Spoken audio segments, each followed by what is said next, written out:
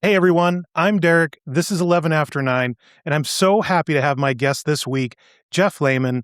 Jeff is probably, if I have to put a word to it, the utmost authority when it comes to first generation base Boxsters and Caymans. As a matter of fact, Jeff wrote the Bible. It's a Porsche Enthusiast guide to the 987.1 2.7 Boxster and Cayman.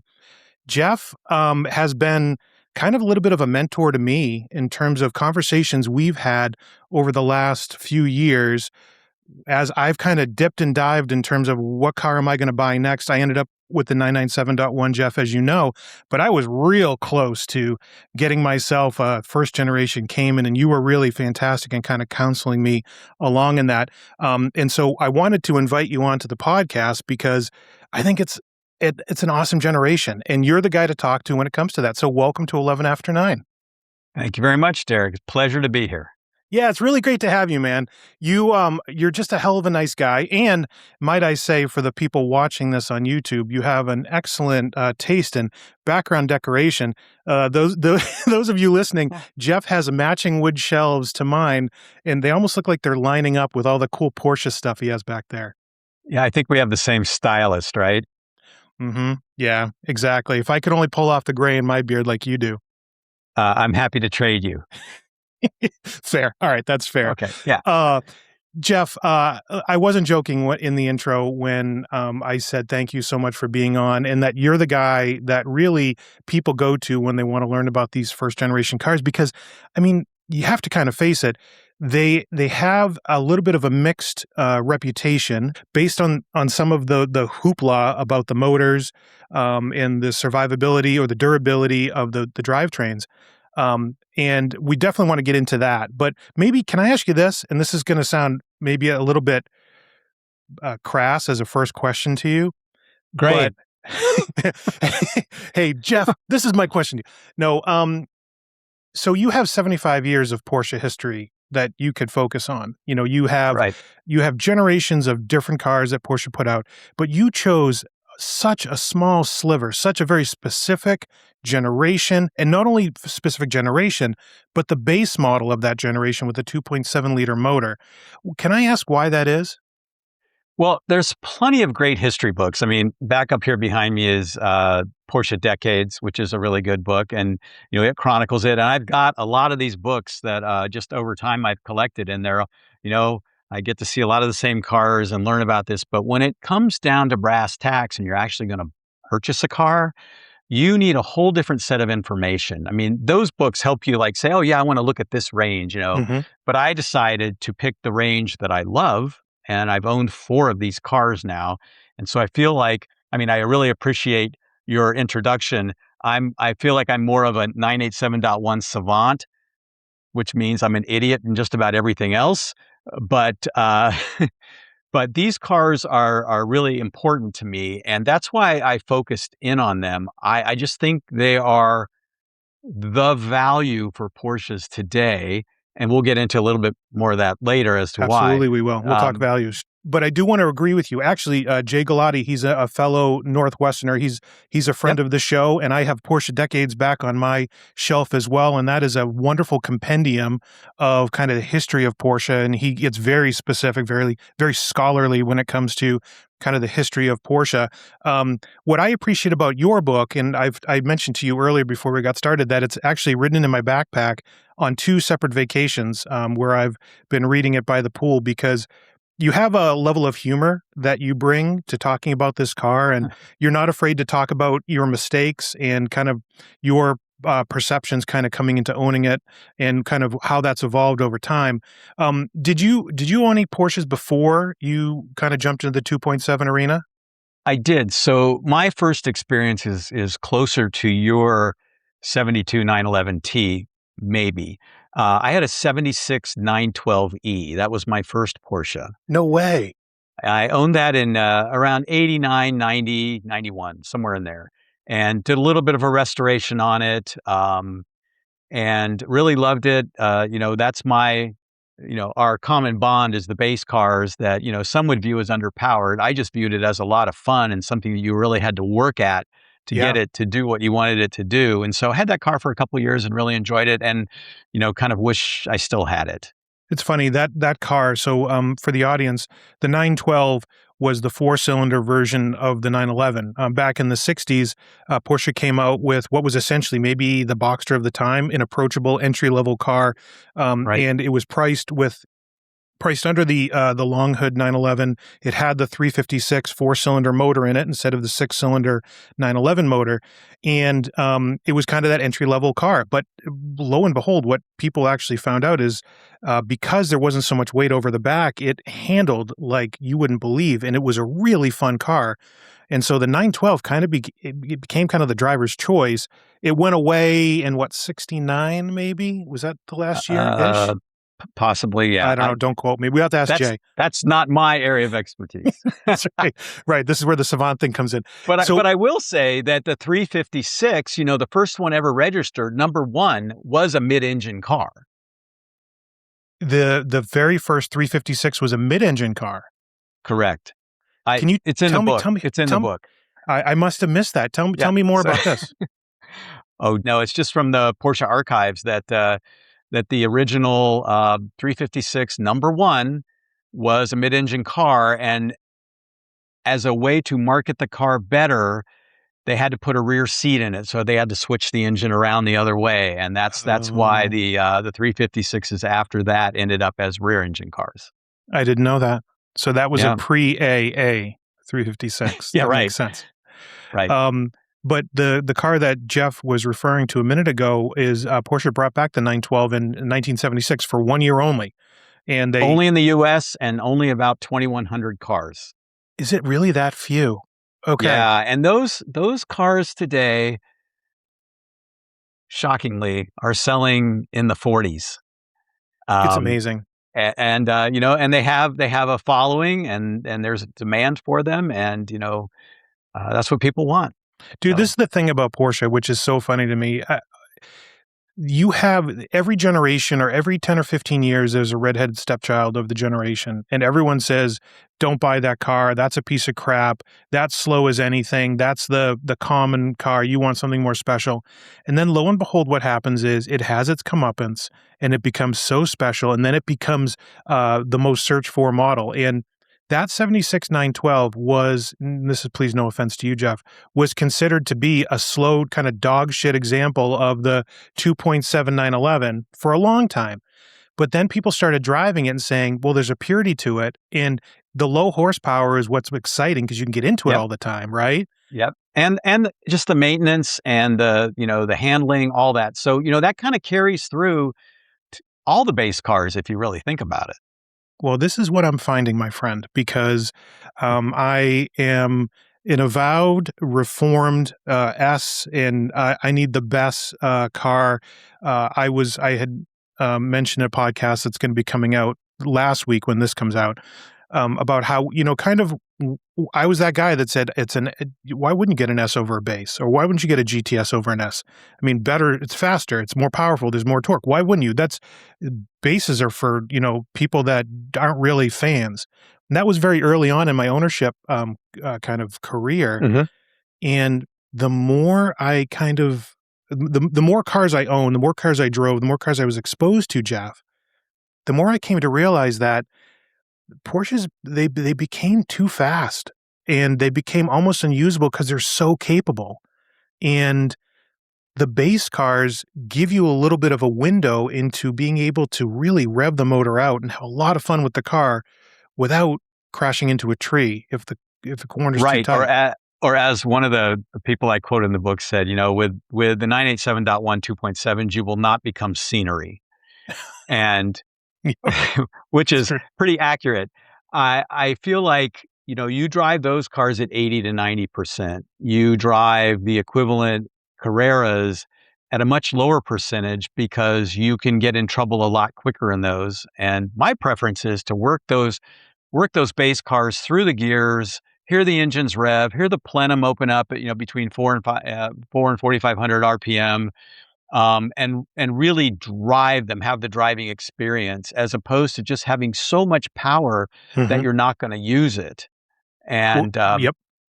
To me, that's inefficient, but Well, not everybody agrees with me.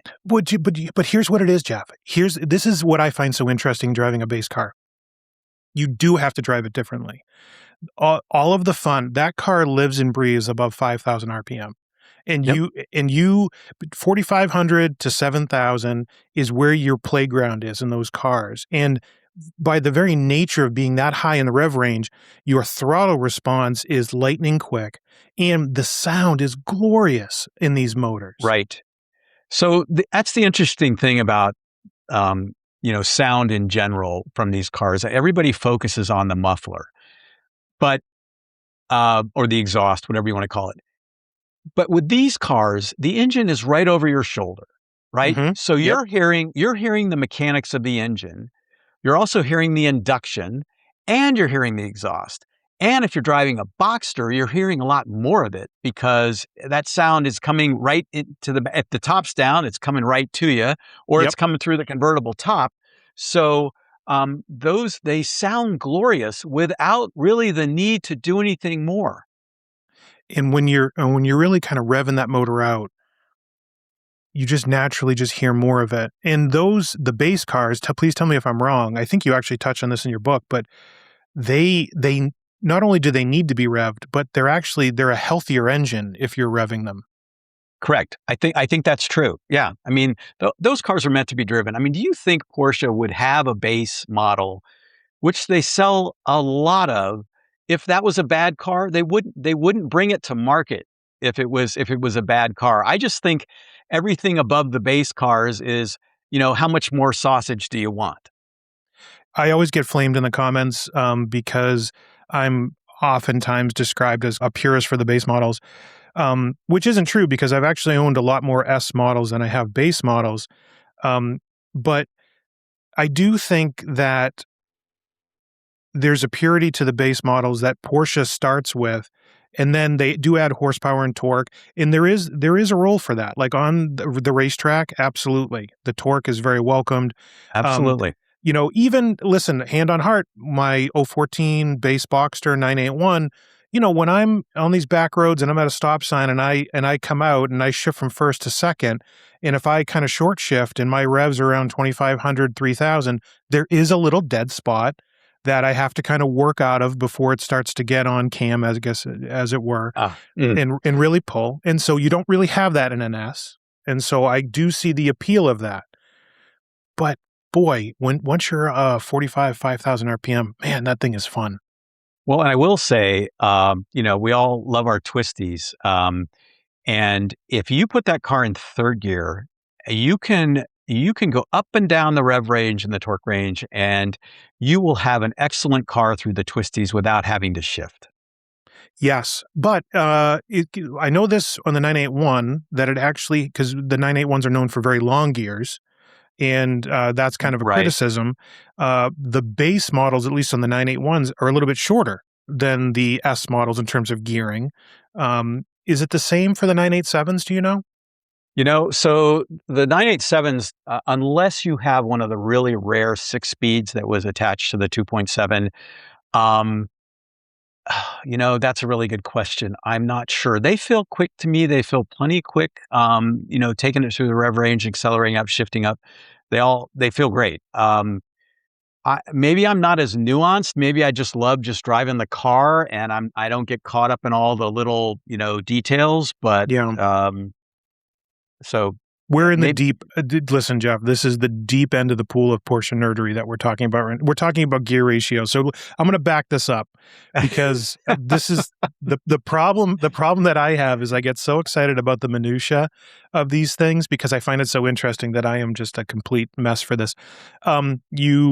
I want to talk about IMS bearing issues. I want to talk sure. about bore scoring issues. Give me your take on this. Okay. So let's talk about IMS first. So the cars that I think are the sweet spot from 2005 to 2008 are the 2007 and 2008. And so those have the improved IMS bearing, very, almost zero issues there. Mm-hmm. And even the later 2005 models got the upgraded bearing, right? But I think for those cars, I would say, and I would echo what Panorama found in some research they did a couple years ago, really no issue. As far as the bore scoring, even less of an issue. And to this day, as I follow Bring a Trailer, auctions for these cars, because I like to see the price ranges they're falling Yep. in See how and, they're kind doing. of what the options are and all that. Yep. There is always somebody that says, has the IMS bearing been done on this 2007? And it's just become comical. The lack of information, which is one of the reasons why I decided to write the book. I followed a lot of these blogs on Facebook. I mean, I think you call them the blogs of death or something, but Yeah. Forms of I death. Yep. follow these. Yep, I follow these things on Facebook, and I just like for years I would get up at 5 a.m. and I would go on and just start answering questions, and I'd be like, no, they have this one wrong, or gosh, somebody told them this, and they're Yep. just repeating it. And I felt bad for these people. So that was one of the impetus for the book, was to just, let's get the information out there and stop regurgitating the stuff that everybody just, once they hear it once, it becomes telephone, and then it becomes worse and worse and worse as the story goes on. And let's just get the straight information out there, or as best as we know. So I would say for the 2.7 cars, and even the Boxster 3.2 from 2005 and 2006, bore scoring and IMS are really not an issue. That's great to hear. And that is backed up. I did a podcast not too long ago with Joe Adams from Blackstone, who Right. echoed that the percentage of issues was in the 3% range. And so certainly not for the earlier ones. And so for certainly not something that is as overblown, where if you were to go on the forums, you think it's 50% of all cars, the engines Yeah. fail. Two years ago, I would say there was more buzz about this. But here's the problem that this creates, clarifying this point that it's not that big of an issue. Oh, I That think I know what means you're going to this say. great value play that we've been getting, because everybody's been scared of these cars, Yeah. is Yep. now I've seen the prices creep up a little bit on these cars as they go through auction, because if you're like me and you've looked at the 993 and you looked at the 997.1, and you just see the multiples in price increase over those, you're Yep. like, wow, so this Cayman and Boxster's a really good deal. Yep. And it's not just about the deal, it's about the driving experience. We buy these cars because of the Porsche driving experience. And these cars are meant to drive, and that's why I put thousands and thousands of miles on both of I have a Boxster and a Cayman. They're somewhere up here in the corner. And I drive the actual size ones, not those. You don't just drive And those around on your desk and make little no, no, noises? no, those No. days are gone. Okay. But I've put thousands of miles on these cars on road trips, and they're just fabulous road trip cars. They really are, for any number of reasons, from a storage and space, situation, but Right? also they really are very happy at highway speeds, and they're happier on back road speeds, and they're really a nice Swiss Army tool when it comes to the road. Here's a question I have for you: do you do any of your own work on them? Do you do any DIYing on your cars? Yes. Um, Do you think they're friendly? I mean, are they approachable for the yous and me's that want to do some stuff in their garage? Well, I sort of take it in gradients. All right. So there's the stuff that we can all do. The air filter, cabin filter, cleaning out the drain plugs, and wherever they are. There's four of them in the front, and in the Boxster there's some in the back, and the Hmm. convertible top deck. Um, I've done my own brakes on them. They're not particularly difficult to do. When you get into doing an AOS or a serpentine belt, that's where the cursing and screaming could start for some people.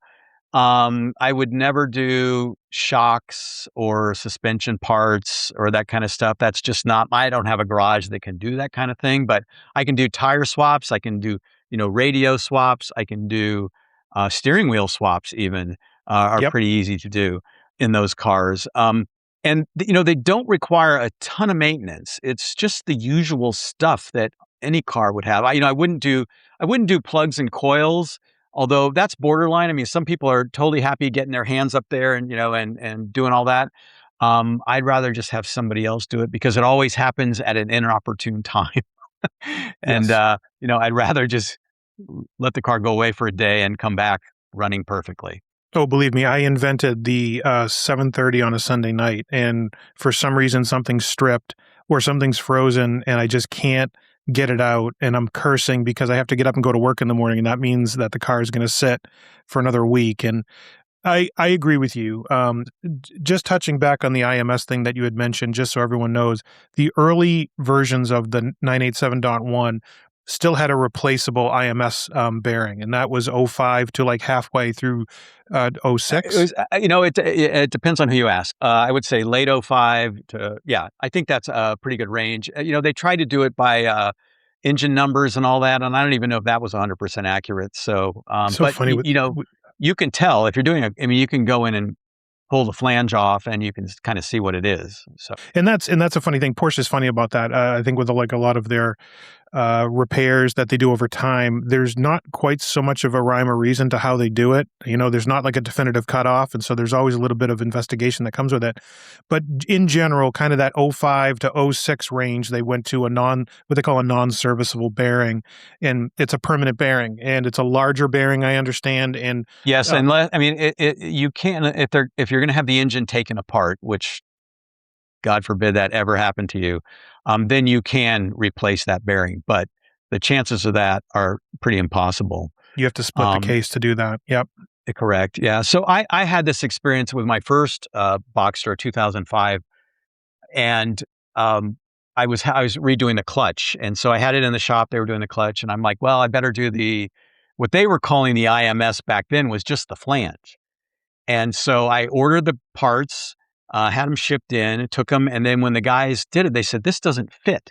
So I clearly had one that was the new bearing, but they'd sent me the flange for the old bearing, Right. and they weren't talking to each other. So I returned it back to the Porsche dealer that I bought it from, and they're like, no, this isn't possible. And I'm like, well, I'm sorry, but this one fit and that one didn't. So I must have been right at the break point. Yep. Yeah. Yeah. Your car Yeah. was made on a Thursday and they stopped on a Wednesday. Probably. Went back in the day with Porsche that they would just change like in the middle of the week. Okay, we're doing this now. Being a mid-engine car, the motor it's not completely open to you, but you can do a lot. To your point, you put the Yes. top in a service position in a Boxster, or you can under the hatch on the Cayman, you can get to it readily. Between the seats, there is a service panel that you can access the Right. belts. Yep. And so the cars, it's funny, unless you have to drop the motor, which you really don't have to do for any of the maintenance items. No, not really. They're surprisingly easy to work on, which is very heartening for someone like me who likes to get their hands dirty every once in a while, if I had any free time. But Well, try doing that on your 997.1, because you'll be pulling the back bumper off to do stuff. That's just how it is. yeah, especially I can tell you this, when I had my 991, just to change the engine filters, you had to take off the rear bumper. And Yep. and it's not, here's the thing, Jeff, it's not a big deal to take the bumper off. It's just a bunch of fasteners, and it comes off, and you just make sure you don't scratch it. But for some reason, there's like a mental block to removing a body panel to get to something like air filters. the other issue is that if you're taking it to a dealer for service, you're paying for them to take that off and put it back on again. Yep. So here's one thing I found out, because I get my cars, serviced every year minimum. And for the 987.1 cars, it's 1 hour of labor to do an oil change. And for the 987.2 cars, it's an hour and a half of labor. Really? Now, I don't know why. It may be because the motors were redesigned or something like that. But, at a couple $100 an hour for service, yeah, whether it's an independent or a dealer, it does make a little bit of a difference, and it all adds up and everything helps, right? Because we want these cars to be affordable. That's the real reason. Right? If such a word can be said in the same sentence as the word Correct. Porsche. Yes. That is 100% correct. Yeah, no, but listen, it's very relative, right? The words value and affordable. However, I think Boxsters and Caymans have always represented the value play when it comes to driving a Porsche that is very engaging for the least amount of entry fee, I guess you could call it. And listen, Right. that's why, Jeff, I sing to the top of the hills about my base 981 because, for a $35,000 to $40,000, $42,000 car, it is so much more car than that money represents. That, and then you look at the 987s, the dot ones and the dot twos.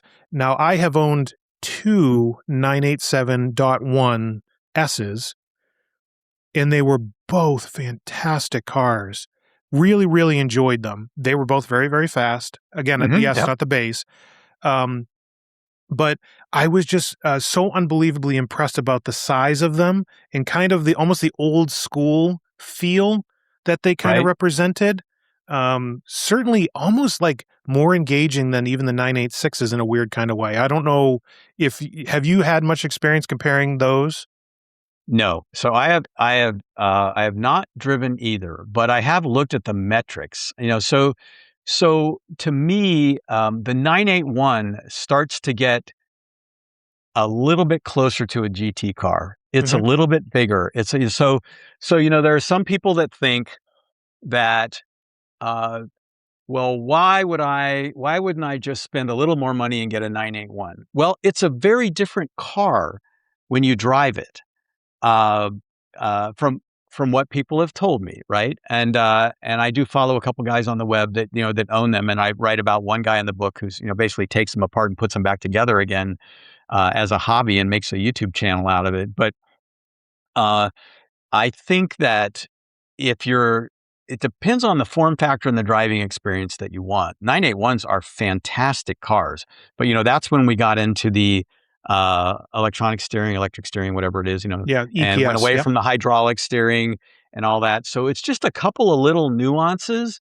And, you as the buyer have to decide if it's worth X number of dollars more to have a little bit bigger car, a little bit different driving experience, maybe more electronics in it, that kind of thing. It's a matter of taste to me rather than a matter of money.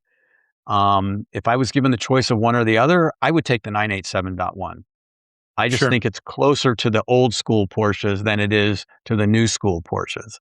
So And let's talk about that. And yeah, so I'm listening to you and I talk, on my lawnmower or driving my car to work, and I'm thinking to myself, all right, that's great. You're talking to Jeff Lehman. He's the 987.1 base guy. But he's had four of them and that's what he knows. So of course he's going to say that they're great. right. So you let me know a week or two ago that you had the opportunity to kind of put your opinion to the test by driving not only a 997.1, which is a car that I also own, but then you were also able to drive the last of the air-cooled cars, the 993 from the late 90s. Correct. And you were able to bookend your experience with your Cayman between those two.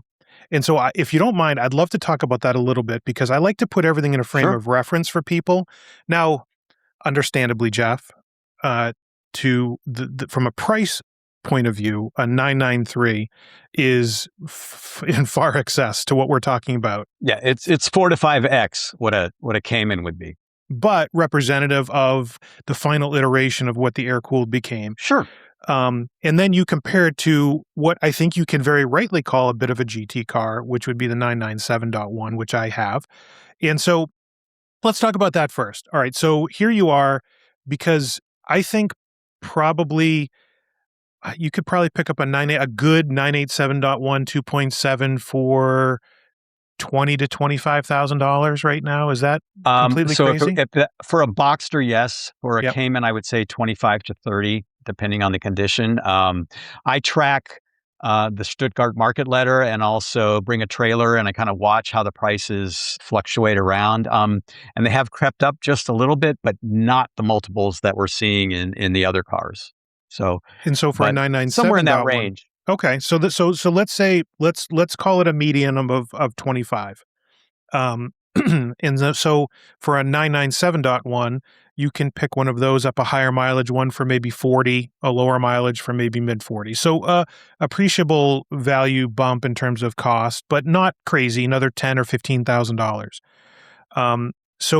So tell me, so you get out of your Cayman and you get into it was a lower mileage car if I remember correctly.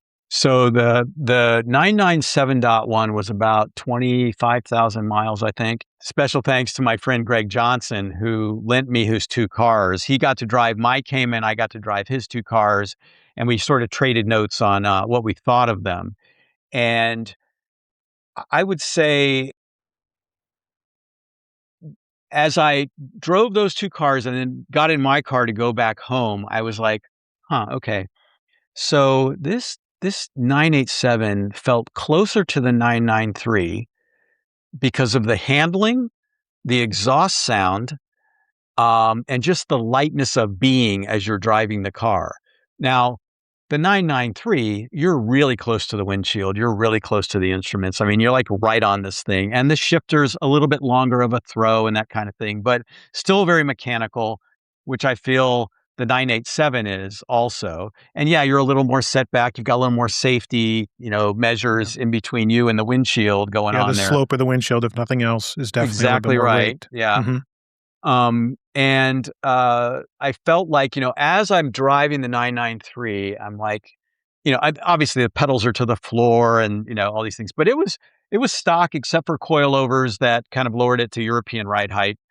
And it felt, I just felt like, okay, this is really indicative of what everybody thinks of when they think of an air-cooled 911.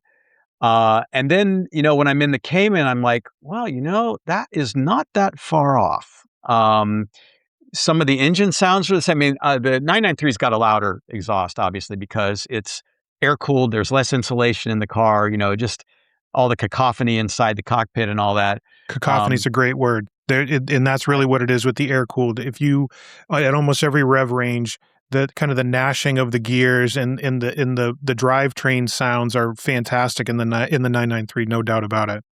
Yep, and the brakes are obviously a little more mechanical. And then I get in the 997.1, and that car is very planted and also feels very heavy, which is a compliment to the feeling planted. And then the exhaust seems more muted because it's farther out the back and there's a lot more stuff in between that exhaust and my ears.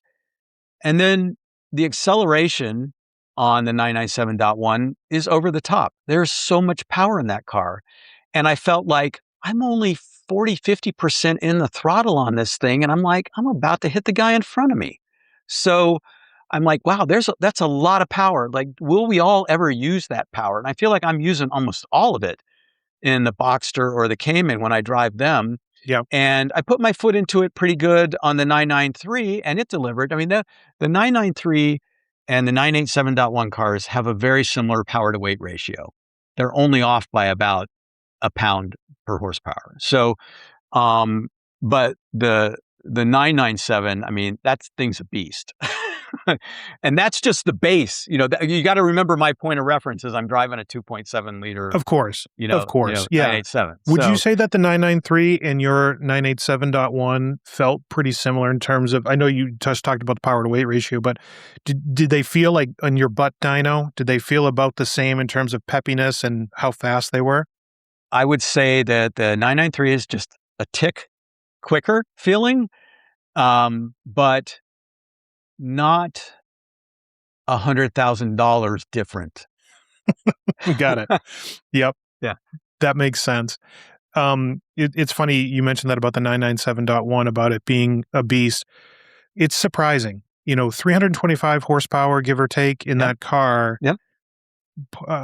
Porsche has an interesting way of putting power down. I watched a video the other day. I was on a plane and someone did some dyno work. They took an exhaust off the car to see if it would change the dyno. But when they did the stock 997.1 on the dyno, the drivetrain loss was only a few horsepower. It was maybe like 6 or 7 horsepower to the hubs and the wheel. That's I thought it was fantastic. Anyone who drives a 911, they all say, "Wow, this feels a lot more powerful than you would think," because they're when the engine's in the front and the driving wheels are in the back, you have a lot of drivetrain loss when it comes to the actual power delivery. But I wonder, Jeff, you get 350 horsepower, right around there. I start to ask myself, for the type of driving I do you really need more than that? Yeah, so I was part of my undergraduate college degree is economics, and so you always think about probabilities, right? It's like, so how much of the time am I going to use this car zero to the market, or how much of this time am I going to be out in the twisties, or how much am I going to be like trying to exceed every speed limit, in the western states on the highways? How often am I actually going to do all this? Now, yeah, it's a great rush when you're doing it, but how do I use the car most of the time? And I am not going to take a super curvy road at 9/10. No. I'm not going to do it. It's like I'll push it as much as I feel like I can push it, but I just don't want to cause a problem. Well, you can't, especially today where cars are so fast and people aren't paying attention on their phones. You really do have to be on the defensive all the time. And I think there's a fine line between, driving safely and having fun, and driving safely and being unsafe. And I have noticed in my 997 that it is still, while it is a much more planted car than some earlier 996s I've driven, and certainly some of the air-cooled stuff, certainly more than my 72 911. When you really get on the gas, especially going around a corner, you can feel the rear end, when it hunkers down, it steps out just a little bit before it catches. And so it can still bite you if you're not careful. Right. And then the 987, you would have to turn the PSM off, right? The stability management off. Yep. To get the car to slide like that. Now, some people do. That's great. That's the nice thing about the car is you could turn that off if you want. Sure. But you're not going to turn off the ABS brakes, and you're not going to turn off, a lot of the other stuff that will save you.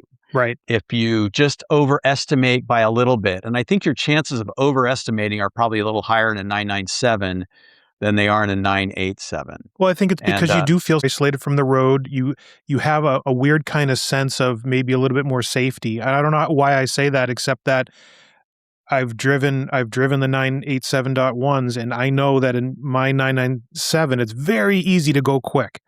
And it's very easy to carry a lot of speed into a corner, maybe a little bit more than you really need to. Now, granted, the brakes are fantastic, but no one wants to be sawing at the wheel going around a corner. Right. I think that's true. For the overall driving experience, this is why I'm a huge fan and why I love the 987.1 cars, because they are just the 993 has such a following. It's such a fantastic car. I mean, who doesn't think that they'd want to have one in their garage, right? And the same is true for a lot of the 997.1s or 997.2s. But I think everybody has focused on the .2s. Yep. In the range and have really missed the value in the .1s. And to me, it's not just about being cheap and having value. It's about the driving experience. And if I felt like I was getting a multiple better driving experience in a 993 or a 997, I'd buy one. But I don't feel that way. I feel like that is enough car for me. And I enjoy driving it in almost any condition. I can take it on the highway, take it on a road trip, take it, up through the mountains, whatever. It's a fantastic car on all those levels. And I'm sure the other ones are too, but I want to have that feeling that if something happens to the car, that all of a sudden I'm not dealing with a diminished value case and, a bad Carfax report or something like that. It's like, I'm playing with $25,000 to $30,000. Now that's a lot of money. Don't get me wrong, but it's way different than playing with $120,000 and having something happen to that car, which diminishes its value by what the actual value is of the 987. Yeah, it's a great point to make. Yeah. So we're talking about two different things here. We're talking about the benefit of a base versus an S, and we've talked about why maybe more power isn't always better. But what we haven't talked about is why a 987.1 makes more sense to you than a 987.2. And, people will say all day, just like the 997.1 versus dot two, well, you got to go with the dot two. It's a better car. The engine changed. It's a better engine. We've established that maybe it's not a more reliable engine, given some of the most up-to-date data, but Right. people generally go to the dot twos. So how would you respond to that? Because you're a huge fan of the dot one 987. Why choose that over a 987.2? Well, this is more of a personal point. I like the aesthetics better on the 987.1 and the 997.1 than I do on the dot two cars. I just think they look better. I think the front end is fine on both of those cars. I think the back end with the Christmas tree LED lights on the back, I don't know. They look more dated to me now than dot Interesting. one cars do. Okay. But here's the other point that's really interesting. So when the 2009 models were coming out, so the dot twos were coming out, we were in a world of hurt economically, and so they didn't make a lot of them.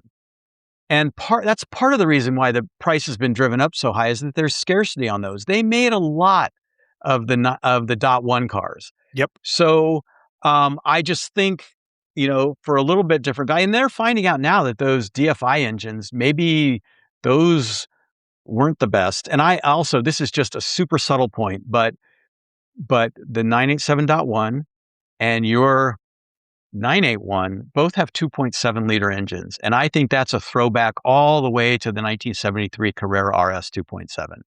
Porsche's been making 2.7 engines. They even put them in, I think a 924 had 2.7, it was a water-cooled, very different engine. But that 2.7 is just something that's very historical to Porsche. And so that just makes me feel more connected to the brand. When the 986 came out, everybody just lost it. There was like, oh, this isn't a real Porsche, all that stuff. Yeah. Well, yeah, sure, say what you want, but ultimately that car had a 2.7 in it also towards the end of its Yep. model life, Yep. and those cars are just as much a part of Porsche's history as any other car that has saved the company or helped move it forward.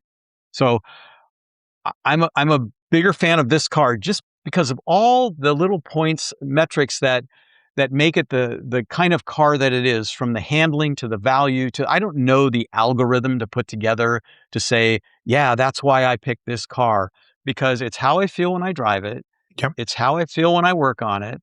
It's how I feel when people come up and ask me about it, although that's like 2% of my life. And it's just how it makes my bank account feel when I'm like, wow, this is a great car to have. And, I've been in PCA for 21 years, and I don't ever feel like I have to upgrade to something else. I don't have to keep doing the whole upgrade, hamster wheel. I just think this is a great car, so I'm going to stick with it. Here's the other thing when it comes to values. It is such a value in terms of outlay of money that sometimes it's an amazing second Porsche. So let's say you have your 911, but you want a different taste. You want a different flavor of ice cream.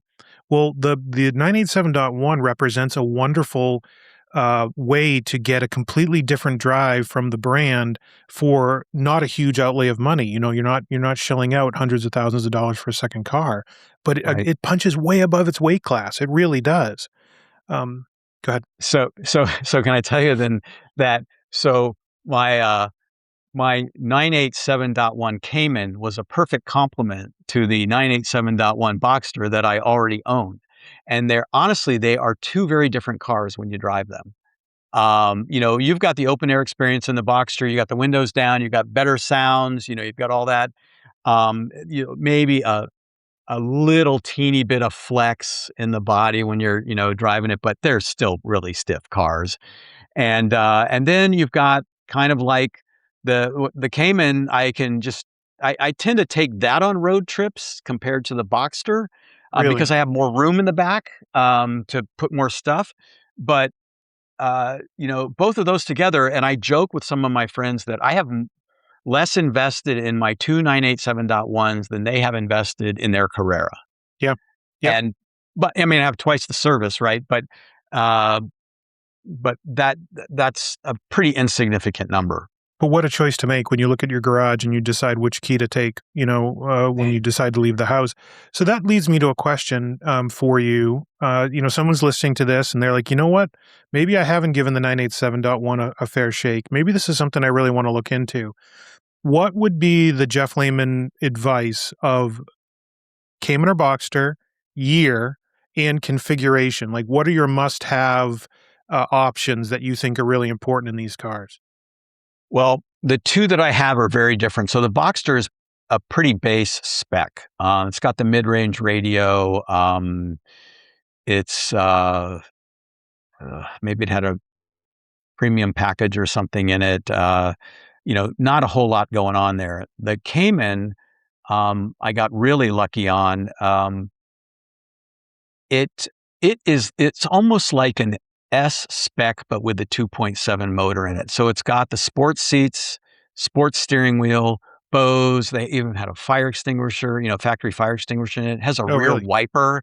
A rear wiper is super rare. I found the car in Canada. I think that's why it had the rear wiper. For those of you out there, the rear wiper is like this weird thing that Porsche people, like, you'd think no one would want a rear wiper, but like to have a rear wiper on a car, whether it was a 944 or a 911 or a Cayman, is like Porsche geekery of like, oh, you have a rear wiper, that's super cool. Like maybe it's because it makes it more usable, right? It makes it more like a daily driver, so you can use it more in more inclement weather. I mean, it's very popular in climates that aren't the U.S. So, Germany, they're very popular. You see them on a lot of the cars there. And Porsche still offers them, except on the Carrera T. And the car also had PASM. So it's got and it had 19s, but I took those off because I just find the 19s just ride a little too rough, even with PASM. Too crashy. Yeah. So opposite ends of the spectrum. But I would say, how are you going to use the car? What kind of climate are you in? What kind of fun do you want to have? Do you want to do road trips? Do you want to do short hops? Do you want to do weekend trips? Think about that. And then, I always think if you can get a hold of the VIN number and see what the build was, you can kind of see what was going on, because the difference in the spec of my Boxster compared to the spec of the Cayman was thousands of dollars. But look at all the extra features that I got on the Cayman. It was a big, big difference. And I would say, it's the usual stuff. Get a PPI done, or have a checklist, do a pre-PPI, like walk around the car, just see what's wrong with it. One of the things that people always think is that the onus is always on the buyer to figure the car out and see if it's worth it. I think sellers have two issues they need to think about. One is, and sometimes this is an advantage to a buyer and sometimes it isn't. So the seller really needs to know what they have in the car. Like, what is the real condition of this car?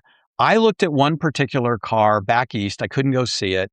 Everything sounded great. The guy was an older owner. He was aging out, couldn't really drive it that much, hadn't driven it a lot. Clearly the tires had aged out and all that. Mm-hmm. But he said, yeah, it's in pretty good shape. And, and I said, well, do you have any receipts? And he goes, no, I don't have any receipts. And I'm like, what do you mean you don't have any receipts? He goes, oh, well, the dealer has all of them. I said, okay, so you have all the receipts. Right. You just need to let me go to the Porsche dealer and say it's okay to release them. So we got those. It looked like it had been fairly well maintained. So I went to the PPI stage. They put it up on the jack, on the jack stand, and in about 3 minutes, they sent me a video. I saw rust, corrosion, coolant pipes failing, oil leaks, all this stuff. I'm like, okay. The dealer said, yeah, it's about $10,000 to fix it. I'm like, okay. So if this guy knew what he had and knew what his problems were and rectified them, he could have gotten some pretty decent money for the car. On the other side, when a seller doesn't know what they have, they will post grainy pictures. And this was the case of my Cayman. I saw the pictures posted, but I'm like, oh, those are sports seats. Oh, that thing has a rear wiper. It's like, and then I look up the VIN number and see the build. I'm like, this thing's pretty cool. Well, they were doing such a bad job of marketing it. Nobody jumped on it. So it took me a couple of months to negotiate with the owner because it was up in Canada and I had to import it in, which, by the way, is not that huge of a deal. and I ended up with a really nice car. But it's on the seller sometime to make the buying a lot easier.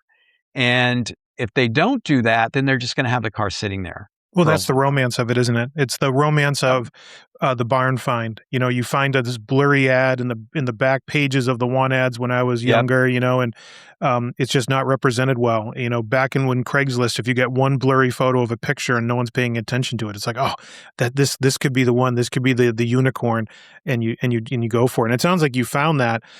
Touch on that real quick about importing, just for my knowledge and for those out there. Yeah. So there's a lot to it.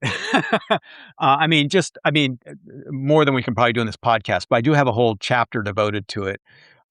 Certain cars, if they have tire pressure monitoring systems, this is in this range of cars that I'm writing about, but if they have tire pressure monitoring systems, they're basically a North America car as opposed to a Canadian car or a US car. It does have a Canadian sticker on the door and Canadian safety stuff, but that pretty much mirrors US. But the only hitching point is if it doesn't have TPMS, which they were starting to put on around 2006, 2007, a lot of the cars got it Yep. in both countries. But if it doesn't have it, it has to be dealer installed using Porsche parts in Canada and then imported to the US. And I say Oh, that's a no bueno. I would not go through that. I mean, there's so many other cars down here that you could pick from. yep. I just wouldn't go through that hassle. But as far as bringing it over the border, you just, build a relationship with the customs people. You'll tell them when you're bringing it in. You fill out some forms. The taxes are minimal to bring it in. And then you just pay your state and local taxes just like you would any car once you would buy it from a local dealer or something like that. So, but that's the kind of thing, that I try to cover was soup to nuts on these cars. I want people to know, like, what are the parts that you're going to need when you do maintenance? Like, what's the checklist for a PPI? Yep. Like, how are these cars on road trips? How do you import them? What's the history of these cars? Where do they get their design cues? A lot of the design cues from the 987.1 cars come from the Carrera GT. Yeah. And a lot of people don't get that. You look at them face to face and you're like, oh, I see why the headlights are like that, and nobody dishes on the Carrera GT headlights. They don't go bananas because they're not round.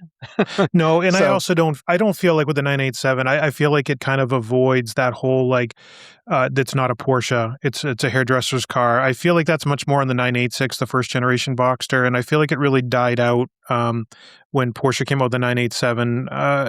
And certainly anyone who drives one, a 986 or a 987, realizes very quickly it has 100% Porsche DNA to it. Um, and correct.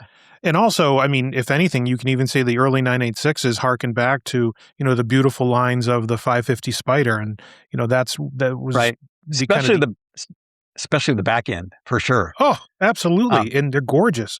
That silver with the red interior, that's where it came from. It's right. beautiful. You think Um, they did that on purpose? oh, 100%, 100%. Well, listen, they're not stupid. We know that. They know how to Right. separate us from our money. Do you have any mods that you think are great for the 987s? Like, let's say you have one in your garage or you're buying one. Is there anything that you say that they could really benefit from? Sure. Okay. Now, I did a whole section on mods, and I tried to just say, look, here's what you could do. Here's what it costs. You decide if it's worth it. The two most important mods on that car are: one, get the deferred maintenance up to date. That to me is a mod. Good for you. Yeah, yeah, yeah. Two, do the regular maintenance. You do all that, and those cars will be solid for you. All the other stuff, okay, there's one little thing. I know you're a Fister guy. I know you like your Fister exhausts, right? I do, Um, admittedly. but out here we have a company called Cantrell Motorsports, and they are the U.S. representative of Carniwal. And Carniwal, I think they're Austria. Um, and they modify the factory mufflers to make it sound like the sports exhaust. So they rearrange some baffling and some stuff like that, and it's just basically the stock exhaust with some modifications inside. So Okay. they can do that. They do that over in Bellevue. And so for those of us in this area that can get a muffler to them, or find a used one for a couple $100 and take it over and have it done, then for under $1,000, we're good with a sport muffler. Now, I happen to love my neighbors. So I don't want to wake them up on a Saturday morning or Sunday morning when I'm going out for a romp. But that was one maybe I would consider. But I'm pretty much a stock guy. These cars are so good the way they are. And some of the mods I did are more like throwbacks to make me feel more connected to that 2.7 Carrera RS, right? I got a wood shift knob. I got cocoa mats. I found 2 sets of faux Fuchs wheels that I have on the cars that kind of, just make me think of the old school wheels, but they're 18s. So Yep. they really, drive well. So that's the kind of stuff I would do. Coilovers, things like that. I mean, you can do them. If your suspension needs a refresh and you want to lower the car a little bit. I mean, my Cayman is lowered because of the PASM. So if you lower it 10 to 20 millimeters, great. I mean, that's going to make it handle. The 993 I drove did have the coilovers and was lowered to European factory height. It handled great. And I also understand why people get short shifter kits for the 993s, because that's quite a bit of rowing. I mean, I think it's nostalgic, so it's fine. In the 997.1 cars, you're not really going to have the 2.7s. You're not going to have, because they're 5-speeds, you're not going to have the shifter cable issues anywhere near like you do in the 6-speed. It's just the way the cable's routed that causes them to sometimes break in the 6-speed. You're not going to have that issue. So you may not even need that. So I would say, if you get the car, get the maintenance all up to date, do the regular maintenance, and then in a year, think about what you might want to do. I mean, it took me a year to put the faux Fuchs on. It took me a couple of years to do the wood shift knobs. I mean, it's just something that morphs over time, but all these things are reversible. And that's the key, because when you ever go to sell it, I also put Sony CarPlay decks in, but I kept the original radios. Yep. So if somebody ever wants the original radio, I'll give it to them with the car if I ever sell it. But it might be a while before I sell either of these because I'm just having too much fun with them. It's still on my list to experience a Cayman. It's one car I've never owned. You send me pictures all the time of cars you see coming up, and they're beautiful. They're beautiful because they're simplistic, and the lines are just gorgeous. I mean, they're at once feminine and masculine. They're very sexy cars. And I'm excited to own one at some point. I just need to convince my beautiful wife that we need to put an addition on the garage because I'm at capacity. So I'll make a deal with you. If you let me drive your 72 911T, I'll let you drive my Cayman. Done. Done. Okay. Done. Come on out to New Hampshire, my friend. No. You come to Seattle. That's fair. Neither place do you want to be in the winter, so it needs to be a spring-fall deal right there. Done. All right. You have my bet on that, Jeff.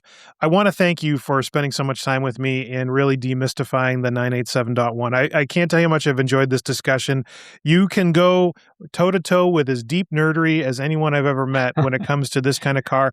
But I think probably I want to end this podcast by saying that I think it's really important, and you're a perfect example of this, and this is something that I've been touting too, is that people just dismiss the base version of these cars out of hand because there are more powerful versions out there. And I was one of them. Once you have and own these cars and really drive them, you find out that there's a purity and a level of beautiful connectiveness that the base cars really exhibit that sometimes a more powerful variant kind of masks because it is so fast and it is so powerful. And I think that your book is really just a wonderful example of that. And you really go into all that. So I'm going to, one more time, there's a plug for Jeff's book. Available everywhere. And, Jeff, you were good enough to me some time ago to send me a signed copy of this. So why don't we do this? If everyone out there who might want this book, leave me a comment down below. And I will pick a comment and reach out, and I will send the signed copy per Jeff to you so that you can start your own journey with the 987.1. Let me say one last thing about this book. And that is, so this book was a give back. I don't ever intend to make money on it. Any money we do make, I donate to charities. In this case, they'll probably be car related charities. The real value of this book is, and I've read comments from people on Amazon and stuff, and on the blogs. They love the book. They read it over and over again. They really appreciate it.